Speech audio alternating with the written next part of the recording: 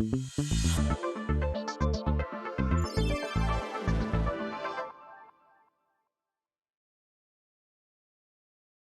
Leon, welcome back. And Time no see. yes, long time to see. And I think after doing some podcasts on some serious financial topics, For sure. I think we're ready to kick back and relax and talk about a very interesting topic. I think you came up with this topic title today. Is Singapore the only country guilty of naturalizing? Naturalizing For even for sports. For Yeah, sports, yes. Well, the quick answer is no. Okay. This came out because yesterday this friend of mine was asking me, hey, are they showing the Japan versus Indonesia World Cup qualifying match tonight on TV? I said, no, probably not, right?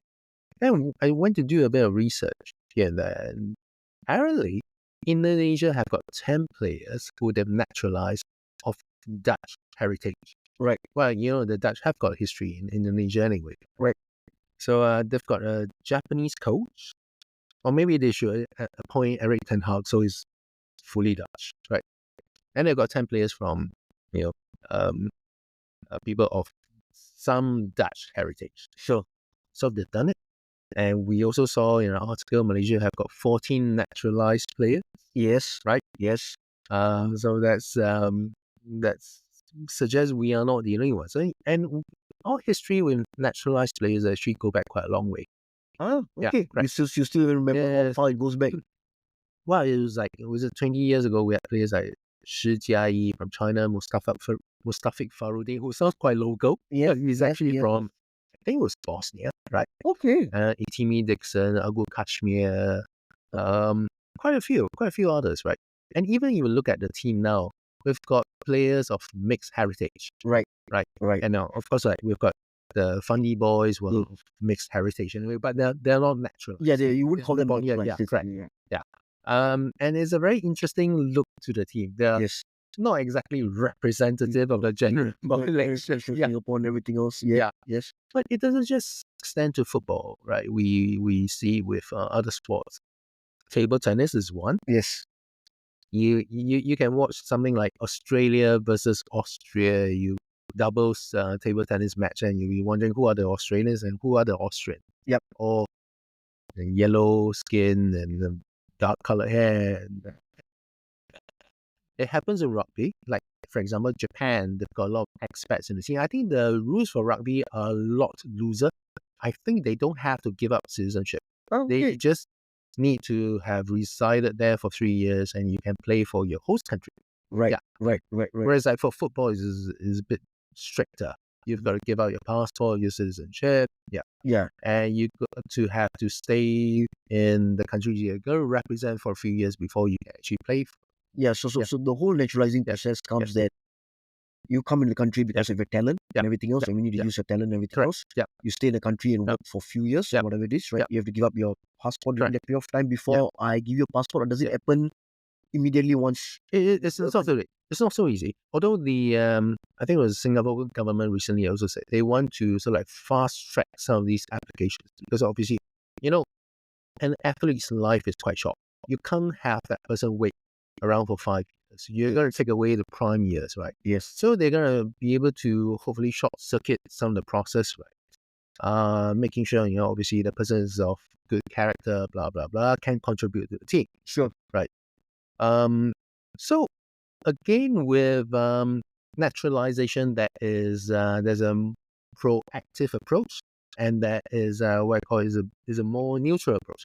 For example, with table tennis, it's probably a more proactive approach. We go probably to some provinces in China and identify players who have promise but who may not make it to the Chinese national team.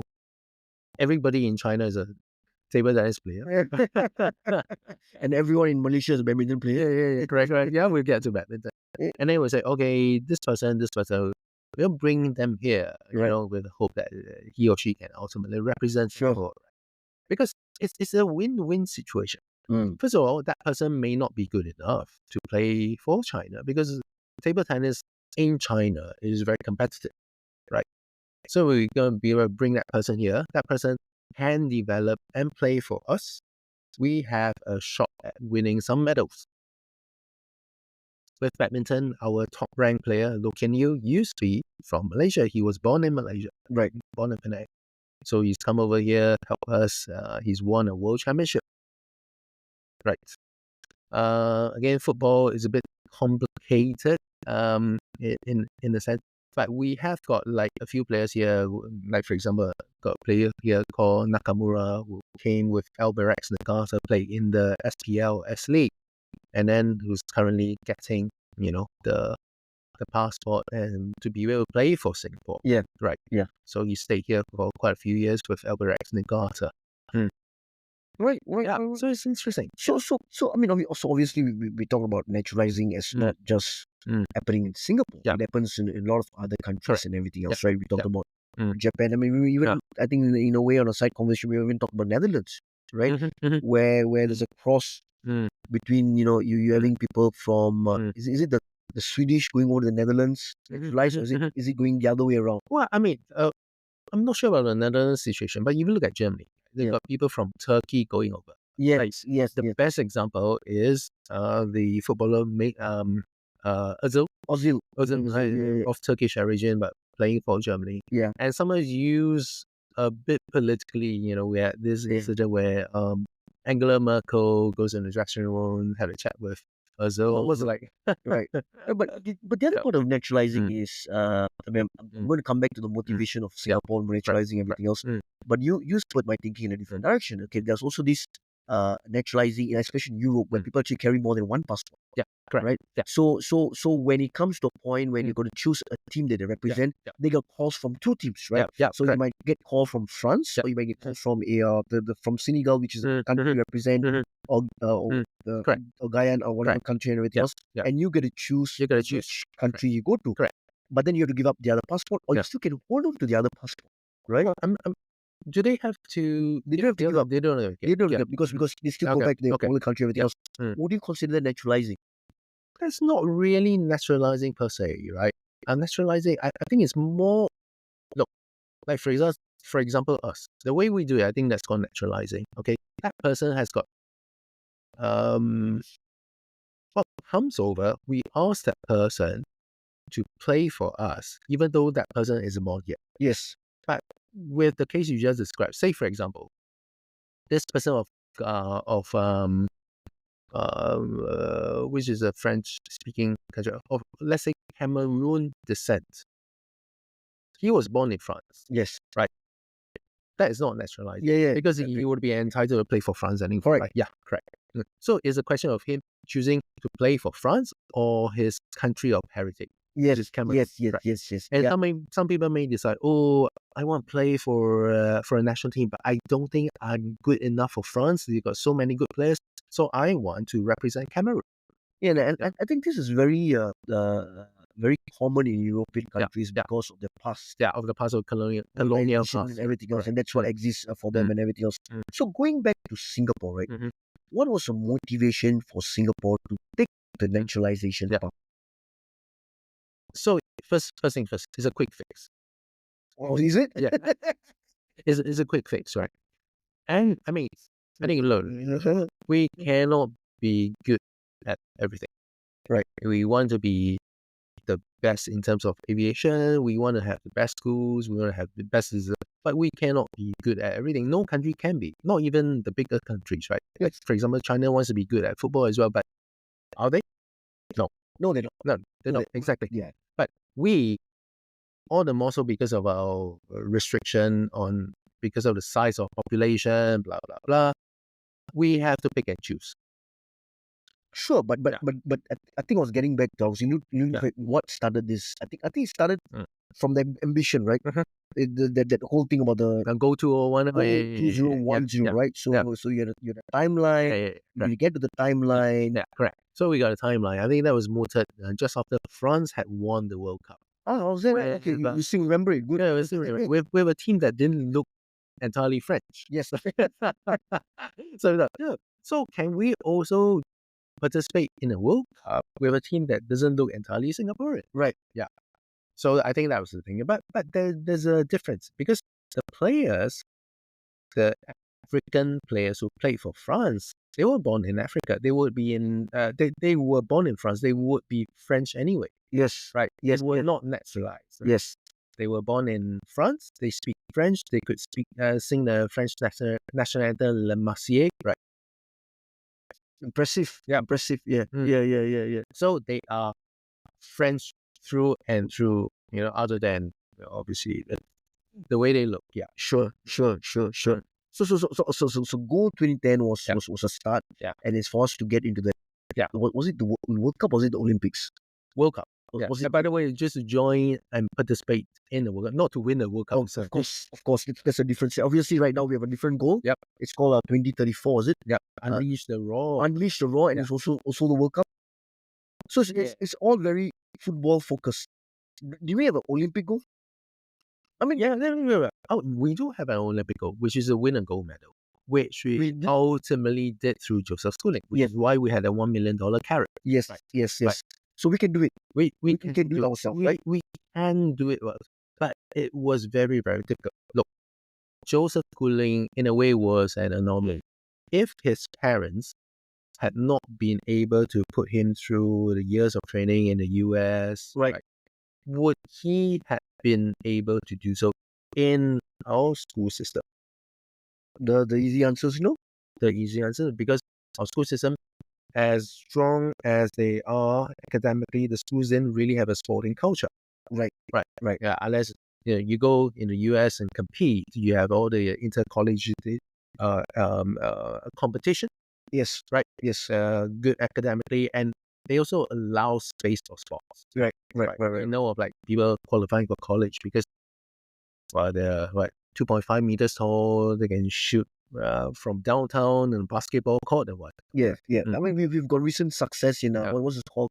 Kite foiling. Kite foiling. Yeah, kite foiling. Yeah, makes it. Yeah.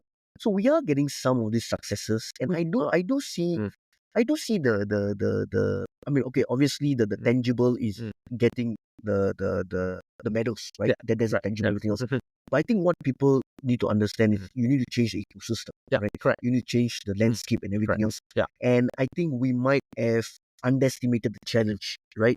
It's more difficult than just taking some people as naturalization, trying to create that success track record quickly and expecting everyone else to catch up. I think it's taking longer than everything else before.